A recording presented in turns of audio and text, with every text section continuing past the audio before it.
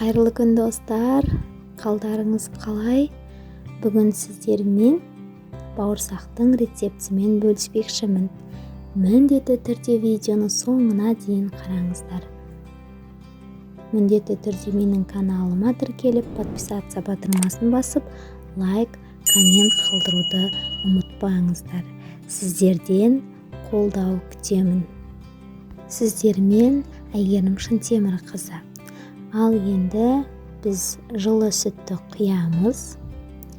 Сүтіміз қан жылым болуы керек және үстіне бір жұмыртқаны саламыз. Жұмыртқаның температурасы маңызды емес.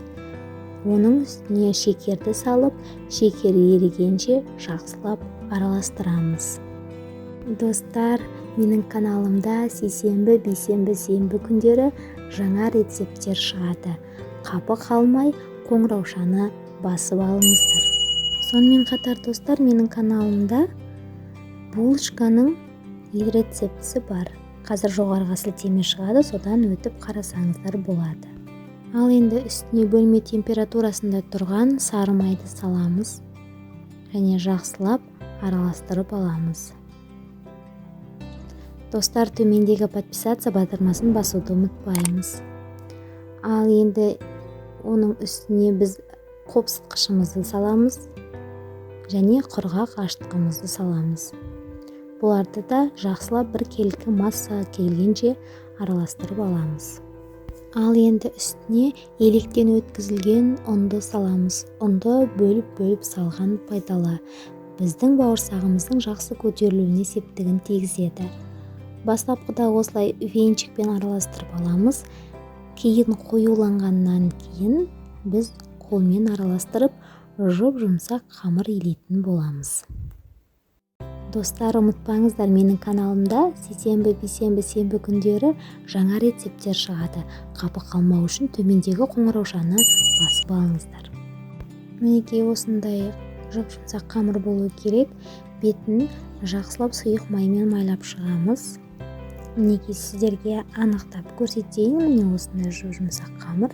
Жақынырақ көрсетейін, тағы да қараңыздар. Міне осындай жұмсақ қамыр болуы керек.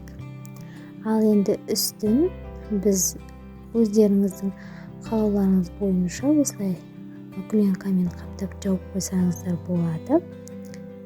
Және бөлме температурасындағы жылы жерде 45 минутқа қалдырамыз, яғни көтерілгенше қалдырамыз. Мен 30 минуттай қалдырдым. Мінекей осылай әдемі болып көтеріліп шығады. Не, қараңыздаршы, қандай әдемі болып көтерілген. Ал енді бірінші біз қамыр тастайтын жерді майлап аламыз. Одан кейін қамырымызды тастап, осылай үлкен дөңгелек формасында қамырды жайып шығамыз. Қалыңдығы 4-5 сантиметрдей болуы керек. Кез келген доңғалақ затпен бөле берсеңіздер болады. Мен стаканмен бөлдім. Мінекей осылай барлығын дөңгелек етіп бөліп шығамыз. Достар, менің каналымда шоколадты панкейктің рецептісі бар. Жоғарыда сілтеме шығады. Сол сілтемеден өтіп қарап көрсеңіздер болады. Керек емес қамырларымызды алып тастаймыз. Оларды да біріктіріп дөңгелек формада кесулеріңізге болады. Бірінші жақсылап майды қыздырып аламыз. Қызған майымызға осылай бауырсақтарымызды, яғни дөңгелек формасында бауырсақтарымызды салып пісіріп аламыз. Видеода анық көрініп тұр. Достар, төмендегі подписация батырмасын басуды ұмытпаймыз. Міндетті түрде менің каналыма тіркеліңіздер. Барлық бауырсақтарымызды осы ретпен пісіріп шығамыз.